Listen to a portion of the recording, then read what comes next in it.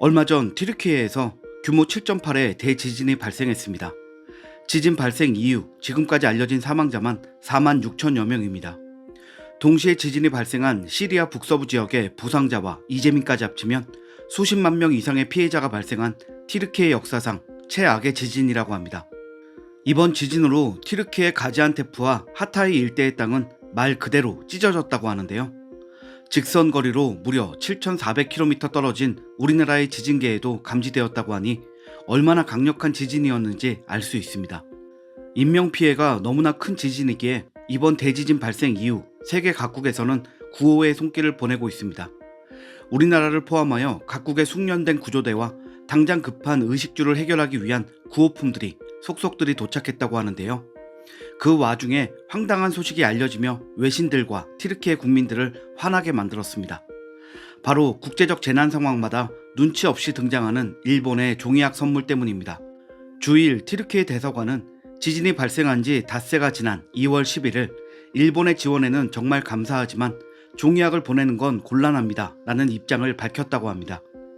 그동안 일본은 지진이나 폭우 등 재난 피해 지역에 종이약을 접어 보내는 일이 많았습니다. 종이약이 행운을 가져다 준다는 미신을 믿고 재난 지역에 행운을 가져다 줄 것이라는 게 이유인데요. 실질적인 도움은 전혀 되지 않고 오히려 쓰레기만 유발한다는 비판을 줄곧 받아왔는데 이번에 또다시 종이약을 보내려 하자 튀르키예 측에서 대놓고 거절한 것입니다. 당장 어떤 도움이든 시급한 피해 국가가 기부에 대한 거절의 뜻을 발표하는 것은 쉬운 일이 아닌데요. 그럼에도 튀르키예는 공개적으로 종이약을 거부했고 이건 잘한 결정이라는 평가가 이어지고 있습니다.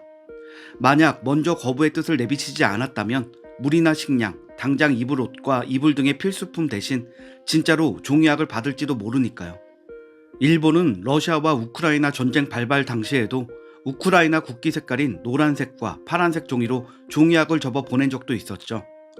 도통 이해가 되지 않는 행동이기에 여러 외신들의 비판을 받아왔는데도 아직도 종이약에 집착하고 있다는 것이 황당할 따름입니다.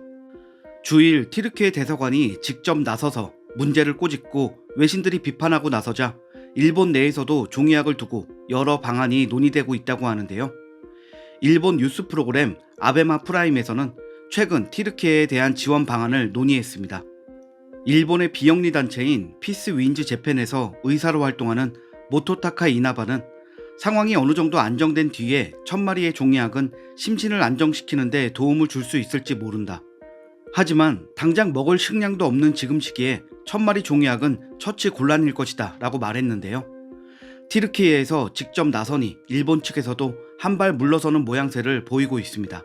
하지만 애초에 당장의 생존이 중요한 현장에 그런 걸 보내겠다고 하지 않았다면 주일 튀르키예 대사관이 나설 일도 없었을 거고 외신들의 비판을 받을 일도 없었을 텐데 말이죠. 일본의 기상천외한 행태들은 이 외에도 정말 많지만 재난 지역에 종이약을 보내고서 도움을 주었다며 자화자찬하는 심리는 평생 가도 이해할 수 없을 것 같습니다. 한편 일본의 행태와 대비되는 우리나라 구조대의 활약이 외신을 통해 연일 보도되고 있습니다.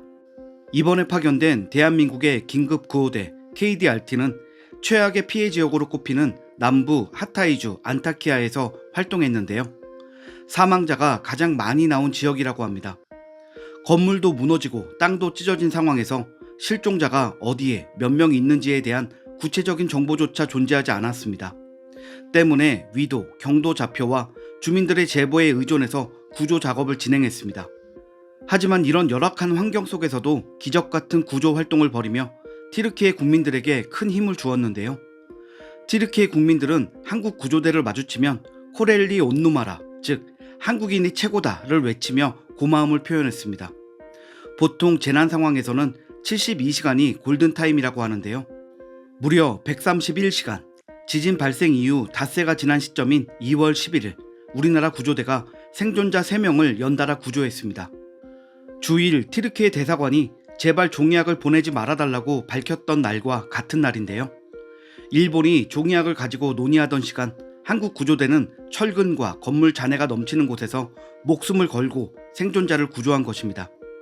생존자 구조 작업도 굉장히 어려웠다고 합니다.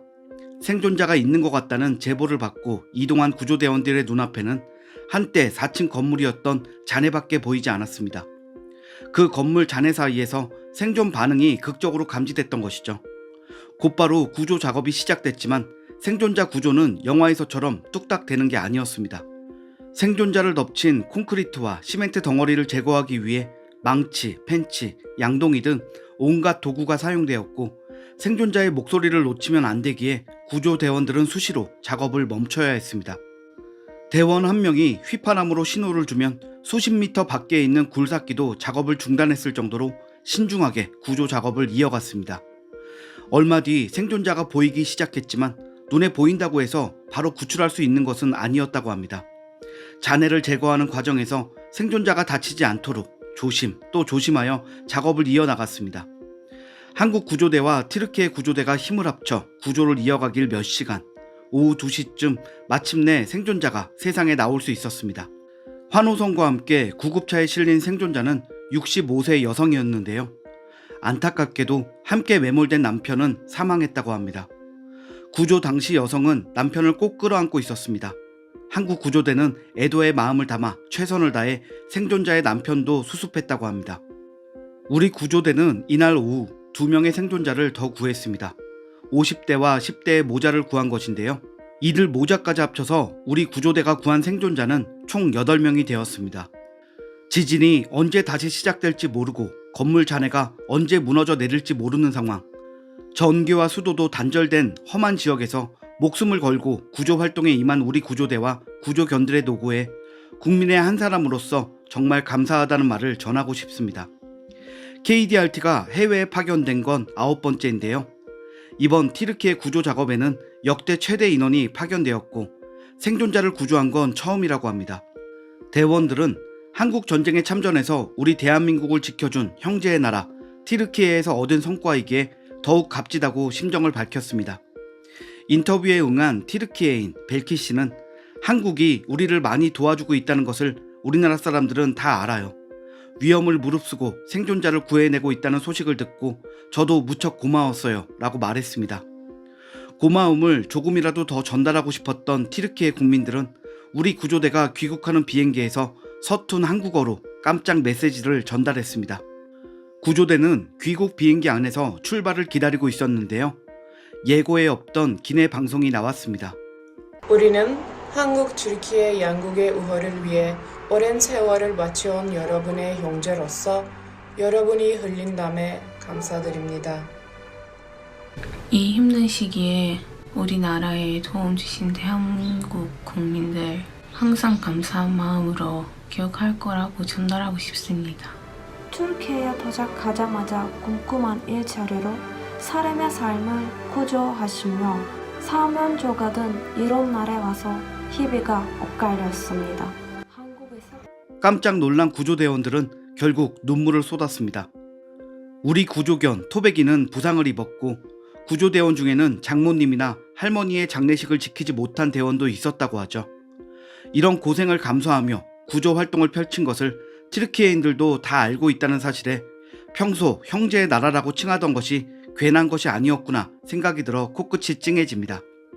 부디 형제의 나라 튀르키예가 하루빨리 안정되기를, 생존자가 한 명이라도 더 발견되기를 바라며 오늘의 영상을 마칩니다. 시청해주셔서 감사합니다.